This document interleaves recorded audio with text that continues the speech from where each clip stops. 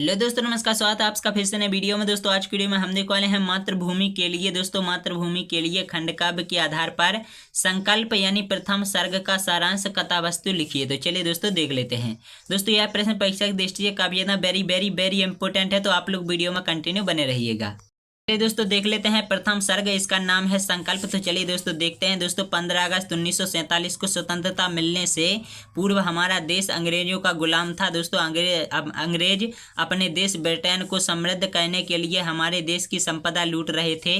देश के सभी उद्योग धंधे व्यापार आदि नष्ट कर दिए गए थे। राजा महाराजा अंग्रेजों के अनुयायी होकर यानी दोस्तों गुलाम बनकर भोग विलास में लिप्त थे और अंग्रेजों के अत्याचारों और अन्याय से त्रस्त जनता ने तब स्वयं ही उनका प्रतिकार करने की ठानी और अपनी स्वतंत्रता एवं अधिकारों को प्राप्त करने के लिए देश के अनेक वीरों ने अपने प्राणों की बाजी लगा दी।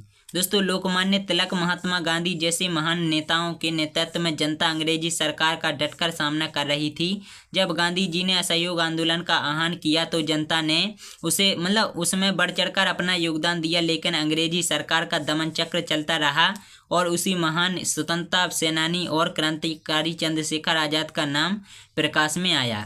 दोस्तों चंद्रशेखर आजाद का जन्म झाबरा ग्राम के एक साधारण ब्राह्मण परिवार में हुआ था और उस छोटे से गांव में मुसलमानों और भीलों का आधिक्य था और बड़ा होने पर चंद्रशेखर को विद्या अध्ययन के लिए काशी भेजा गया। बालक चंद्रशेखर स्वभाव से अत्यंत सुशील था, परंतु अंग्रेजों के अत्याचार सुनकर उसका रोष बढ़ता जाता था। संदेह के आधार पर ही सारी कानून कार्यवाही करने का नियम था। इस रॉलेट एक्ट का देश भर में विरोध किया गया। जगह जगह पर सभाएं आयोजित की गईं। पंजाब में व्यापक स्तर पर जनता का रोष उभर कर सामने आया और 1919 ईस्वी के अप्रैल माह में बैसाखी का उत्सव था और इस दिन जलियांवाला बाग में एक विशाल जनसभा का आयोजन किया गया।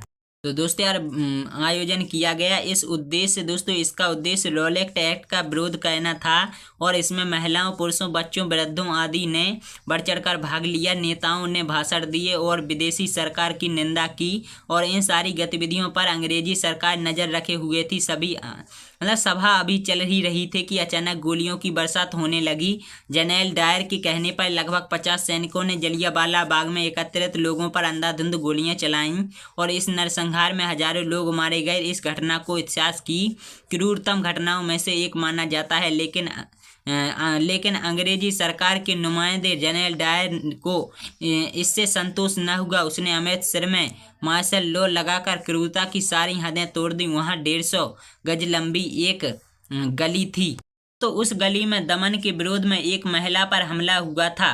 डायर के आदेश अनुसार उस गली से गुजरने के लिए भारतवासियों को पेट के बल रेंगते हुए उसे पार करना पड़ता था। छोटा हो या बड़ा, नर हो या नारी, बूढ़ा हो या जवान, सभी के लिए यह जरूरी कर दिया गया था।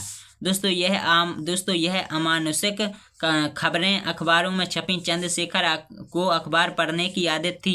जब उन्होंने रोज की तरह अखबार पढ़ा तो अंग्रेज द्वारा दी जाने वाली इस यातनाओं को पढ़कर उनका खून खौल उठा। तभी उन्होंने निश्चय कर लिया कि वह अपने देश को स्वतंत्र कराकर रहेंगे। वे अपना अध्ययन छोड़कर गांधी जी के असहयोग आंदोलन में कूद पड़े और अनेक नेताओं के साथ बालक चंद्रशेखर को भी गिरफ्तार कर लिया गया। सजा देने के लिए चंद्रशेखर को मजिस्ट्रेट के सामने प्रस्तुत किया गया। मजिस्ट्रेट ने जब चंद्रशेखर से उनका नाम पूछा तो उन्होंने उत्तर दिया आजाद और उन्होंने अपने पिता का नाम स्वाधीन बताया। मजिस्ट्रेट ने कुपित होकर उनको 16 बेंतों की सजा दी और उस समय उनकी आयु केवल 15 वर्ष की थी। दोस्तों उनकी आयु को देखते हुए 16 बेंतों की सजा बहुत अधिक थी और सजा पाकर चंद्रशेखर बाहर आए तो जनता ने उनको सिर आंखों पर बैठाया और फूल मालाओं से उनका स्वागत किया और इस घटना के बाद उनका नाम आज़ाद पड़ गया।